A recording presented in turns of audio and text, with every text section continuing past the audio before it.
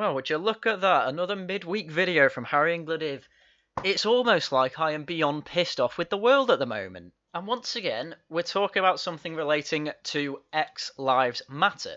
Because it's the talk of the bloody town at the moment. And unfortunately, there's obviously quite a dichotomy between whites and non-whites when it comes to X Lives Matter. Because as you will remember from my last video, there was a plane with a banner saying, White Lives Matter.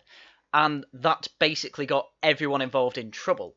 The guy's been fired, the guy's girlfriend's been fired, Blackpool won't let any banners now lift off from their airport, while every institution was condemning the act of saying White Lives Matter. So as you can tell from the video title, I'm now going to show you exactly what happens when you say the direct opposite of White Lives Matter and when you say White Lives Don't Matter. This is the now famous tweet from Professor, Primyavada Gopal, who we will just refer to as Gopal. So she tweeted this: I'll say it again, white lives don't matter, as white lives. And then she had another reply to that same tweet saying abolish whiteness. Now, as your average person with a brain, I can see this as particularly racist. Saying X Lives Matter, I don't think is a particularly racist thing to say when, you have the phrase by itself, because it doesn't contradict the term All Lives Matter, which is essentially my creed in life, or part of it anyway. But saying X Lives Don't Matter is quite the opposite, because it does not adhere to, the part of the creed I just said, All Lives Matter. She is specifically saying white lives do not matter. And so, as I said before, I'm a person with a brain. This is quite clearly racist, and, you might even, if you really want to be uncharitable, say it's genocidal. And the abolish whiteness thing, well, if you've been paying any attention to anything like this for a while, you will know that abolish whiteness basically means Western liberal democracies need to be deconstructed because they are quote-unquote white supremacies. Which in a white supremacy, if you said white lives don't matter, you'd expect a reaction of, she gets fired from a job, she might get deported. A number of things should happen in white supremacy when you say white lives don't matter. But before we get into the reaction to this particular tweet, I want to go through some history on this Gopal woman. So according to Wikipedia, there was a BBC Radio 4 Start the Week controversy. So in 2006, Gopal took part in a debate on BBC Radio 4's Start the Week. There she found herself in opposition to the conservative historian Neil Ferguson, who argued that the British Empire was by and large a benevolent and virtuous enterprise. Gopal challenged Ferguson's account of Britain's imperial project.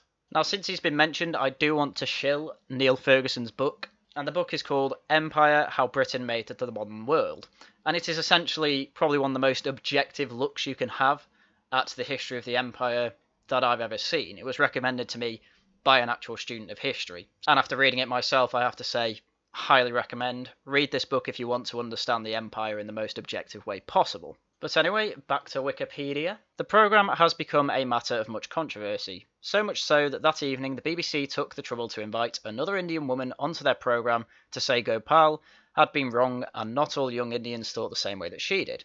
Gopal later accused the BBC of pushing an agenda and playing off natives against each other. Gopal said that it was this experience that galvanised her to write and think more publicly about the empire. So from this wiki article alone, you can tell that Gopal has been the eternal victim for at least 14 years. But it gets even more pathetic than that, according to Wikipedia's next entry about her controversies. King's College racial profiling row. In June 2018, Gopal alleged racial profiling by college porters at the gate of King's College, Cambridge. Gopal said that she was subjected to racial profiling and aggression by the porters and gatekeepers of King's, and claimed porters frequently hassled non-white staff and students at the gates. Gopal also announced that she would no longer teach at King's College until there was a resolution to the long-standing problem. As I said, perpetual victimhood. As a result of the attention the issue received, students of Cambridge University came forward describing similar experiences. Students of English at King's also issued an open letter to support of Dr. Gopal, urging the college to offer her a proper apology. Many testimonies from black and minority ethnic students that have come in the wake of Dr. Gopal's statement make apparent that her treatment is not unique or isolated. We strongly condemn the actions of the college and fully support Dr. Gopal in her decision to boycott it. Gopal said that she received hate mail following her announcement. Well, what did King's College do about it? In October 2018, King's College, Cambridge issued a statement accepting that there had been several reports of discrimination and racial profiling. Gopal said that senior members of the college had also conveyed their private apologies and assured her that the problem was being taken seriously. Shortly after, Gopal rescinded her decision to withdraw her labour from the college. Oh my look, you know what? Let's have a look at what happened. What was this racial profiling from King's College? So, this is the article cited in Wikipedia. Cambridge academic says she will not work for university after accusing porters of racist abuse. Gopal says she repeatedly asked porters to address her as Dr. Gopal instead of Madam. Is that it? Are you seriously telling me the racial profiling was calling you Madame instead of, your title Dr. Gopal? Which, by the way, I believe is standard practice for Cambridge porters. Well, let's have a look at the article then. So, Gopal said she would stop tutoring students at the institution in protest of being subject to constantly racist profiling and aggression by porters at the college over the years. Hundreds of stories abound over the years. If you can't be polite to me at the gates, I can't do any work for you, the 50-year-old tweeted. Jeez, she was 50. The academic, who teaches in the Faculty of English at Cambridge, said she had repeatedly asked the porters to address her as Dr. Gopal instead of Madam in an incident which took place on Monday. I repeatedly asked them to address me as Dr. Gopal, and repeatedly failed to get them, including the aggressive head porter, to whom I attempt to complain to address me as anything other than Madame. She claimed after saying, "Please address me as Dr. Gopal," a porter hit back saying, "I don't care who you are." Yes, unbelievably, they have to treat everyone equally as porters, and you are included in everyone, Dr. Gopal. You are not some special person because you are a doctor to them. They are there to do a job which is to usher people around the college. Whether you be a student, whether you be a professor, whether you be a visitor. That is their job, and they address everyone in the same way. So, after in the article, Dr. Gopal claimed that she had much support from the BAME community in King's College, London. The article then goes on to say this. King's College told The Independent the incident was not in any way racist. We've investigated the incident and found no wrongdoing on the part of our staff, a spokesperson said. Every visitor was asked to show their card during the course of that day, as the college was closed to everyone except King's members. Non-members, such as Dr. Gopal, were asked to take alternative routes around the college. This was a matter of procedure, not discrimination. King's College is a rich and diverse community, and they take the well-being of its students, blah-de-blah-de-fucking blah. So there you go. Dr. Gopal is clearly acting a victim here. There was no racial discrimination there. She was being told, look, you are not a member of the college. You have to make alternative arrangements around the college to get in. We're sorry. And then I can only presume she was very rude about it, just because of her demeanour with the rest of how she's acted. She's clearly a rude piece of shit. But anyway, I think I've given you enough of a background on the woman.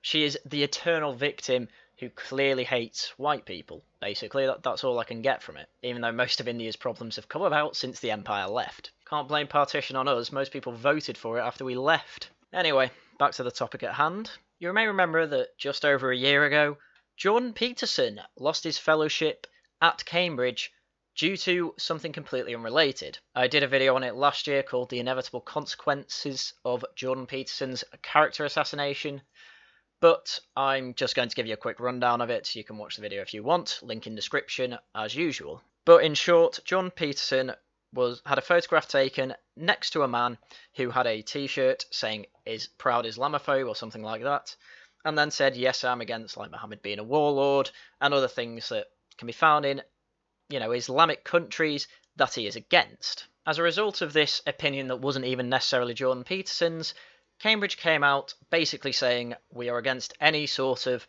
controversial or basically opinion that some may deem offensive, and so they rescinded his fellowship offer. Well, believe it or not, apparently some rules apply differently to others. This was Cambridge's tweet about the whole issue of Gopal saying that white lives don't matter. The university defends the right of its academics to express their own lawful opinions, which others might find controversial, and deplores in the strongest terms abuse and personal attacks. These attacks are totally unacceptable and must cease. Now, I will just say very quickly, Gopal has had some personal racist attacks, through Twitter DMs and emails and things like that. Don't do that. That's just going to radicalise her more. That's going to imprint her in her position even more. I mean, I've seen people, she's sent screenshots of people sending her nooses and things like that, and she's had an email. One of the email addresses was fucknword1488 at hitlerrocks.com or something like that. Yeah, not only is this incredibly immoral, but I think people doing this don't care, but it's also tactically suicidal. Her whole shtick is that she's a victim, and sending things like this just prove her point that she is a victim, or at least contribute towards that narrative. So just don't do it. Just don't do it. All you have to do is say, hey, I didn't appreciate that, and I actually think that's rather racist, and rather you didn't say it. Don't send her bloody death threats. It doesn't help. But anyway, I've said my usual piece on that. Don't send death threats. Tactically suicidal, and of course immoral. But I want to get back on point with the University of Cambridge's response to this, because they use the words lawful opinions. And this indicates to me that it is lawful to say white lives do not matter, but it is also unlawful to say that you are a proud Islamophobe. And yet, once again, I am just completely unconvinced we live in white supremacy. Because the institutions will come out and say, oh, you can't be Islamophobic, that's racist, and so we will rescind the offer that we previously gave you. But when it comes to white lives don't matter, well, this isn't even the full reaction, but at this point they are defending her. They are defending her opinion and saying that it is essentially legitimate. And the thing is that Twitter don't even agree. Twitter deleted the tweet. It's still got the abolish whiteness part, but the original tweet of Gopal's is gone. So even Twitter see this as hate speech, which I suppose is a bit of a white pill if you're really gagging for some. But regardless, The Guardian decided to run a piece interviewing her. Abolish whiteness, academic calls for Cambridge support. Dr. Gopal says university has key role to play in raising level of debate on race. Well, of course she would bloody say that. They're all supporting her. Anyway, she tries to weasel out of her quite frankly abhorrent statements. She tweeted on Tuesday, white lives don't matter as white lives, and abolish whiteness, in response to a banner flown over the Premier League football stadium that read, White Lives Matter Burnley. Oh boy, here we go. She's going to say that whiteness is political. Gopal told The Guardian that her tweets were opposing the concept of whiteness, the societal structure that presumes the superiority of white people, and not attacking white people, but this had been misunderstood by many and used as a tool by others, she said. When she had said white lives don't matter as white lives, she had meant their values should be inherent and not linked to ideologies around race. She said, whiteness does not qualify someone to have their life matter. The life matters, but not the whiteness. She added, you cannot oppose Black Lives Matter with White Lives Matter because they are not comparable. Whiteness is already valued, but blackness is not. So she's trying to back off her racism by saying, no, I was actually being completely anti-racist. I was saying that white lives don't matter just because they're white, but saying Black Lives Matter is okay because we don't think Black Lives Matter. It's all, feely arguments. There's nothing substantiating this. This is all just linguistic sugar, which makes sense because she's a professor of English. But unfortunately, it seems that she completely missed out on getting analytical skills. Apparently, we are taking her out of context because she said white lives don't matter in terms of whiteness. She's basically saying that all lives matter here. That's what she's basically saying. But she is trying to say that it's the West that differentiate between white and black lives, despite the fact that she has literally just done that herself. And Cambridge Uni apparently support this position. Apparently this is a lawful position. Yet, if you fly a banner saying white lives do matter, then the police investigate you. Apparently we're in white supremacy. Apparently, we're in a white supremacy, and white lives are put above black lives. Now, don't give me that bullshit. The past month has proved otherwise. And the unbelievable thing is that after the university defender, The Guardian says this. Gopal said the institution should go further, and it had an important role to play in increasing the quality of public debate on race, highlighting that many of the abusive messages sent to her had been based on a flawed understanding of the nature of racism in the UK. I would like to see the university take a lead in getting the public discussion on race in the UK to be a bit more complex and rich than it is. So instead of a statement on freedom of speech, actually saying that there is something to be said about a critical look at whiteness, Gopal said. A Cambridge University spokesperson said, as well as the university's ongoing access work to increase diversity in the student intake, Cambridge is working to address racial inequalities in collaboration with students, academics and professional staff. including the university's race equality inclusion champions. Kill me now. We are aware of the magnitude of the problem and are working on improving our support services for staff and students, recognising, investigating and challenging barriers to recruitment, progression and retention of Black, Asian and minority ethnic students and staff. So not only is it never enough for leftists, as we all should know by now, but also the University of Cambridge just completely cooks to her. She said an inherently racist statement that the whole world can see, that Twitter even agrees is hate speech, and yet they're defending her. I mean, compare this to 2 years ago when she was complaining about the porters, and they're just like, yeah, she's being a retard. But here they're like, no, we have to bow it, we have to bend that fucking knee for Black Lives Matter. We have to get rid of institutional racism. There is no institutional racism at Cambridge. That is an absurd thing to say. Yet these race grifters are getting everything that they bloody demand. You will see all black colleges at Cambridge soon. I can guarantee it. And yet here I am, expected to believe that we live in white supremacy. No, piss off. I am not playing by your fucking game. And my god, if you thought that was the worst bit, wait till you see this tweet. Thanks to everyone who wrote to Twitter, the ludicrous ban has been lifted. People have been banned for less, Gopal. People have been banned for fucking less. I am therefore delighted to share with you personally that last night, Cambridge promoted me to a full professorship. Their hate mails and threats are coming in non-stop, but Cambridge are following up. Now, as said before, obviously don't send a fucking hate mail. Absolutely pointless. Don't contact her, etc, etc, etc. But this is exactly what I mean when I say that they are bending the knee. She says, one of the most racist things I can think of, to say that a particular race's lives don't matter. It doesn't even matter of the context, by the way, because ultimately it's a postmodern idea to say that race doesn't exist and that, race is political. That is a postmodern idea, and it doesn't reflect reality in any way. It's only a political reality when we have apartheid or racial laws or things like that. That is the only time where race is political. But ideally, we will all be equal under the law. But she doesn't actually agree to that. She does think that there should be special privileges for non-white people. That is what she believes. She openly says it all the time. And her reasoning behind it is essentially colonial history.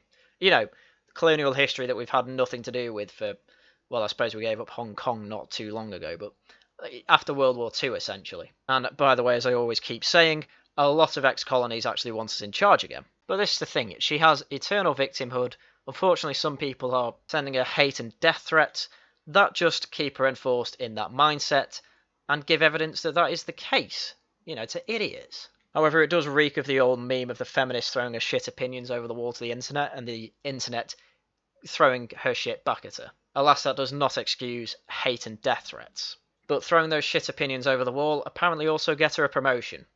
And yet Jordan Peterson standing next to someone in a t-shirt saying proud Islamophobe gets him fired and public enemy number one at Cambridge. I mean, where is the fairness? Where is the colourblindness? Where is the equality under the law? And in Cambridge's case, equality under policy. It's nowhere to be found. But apparently I'm supposed to be told that we live in white supremacy. But anyway, that is everything I've had for you today.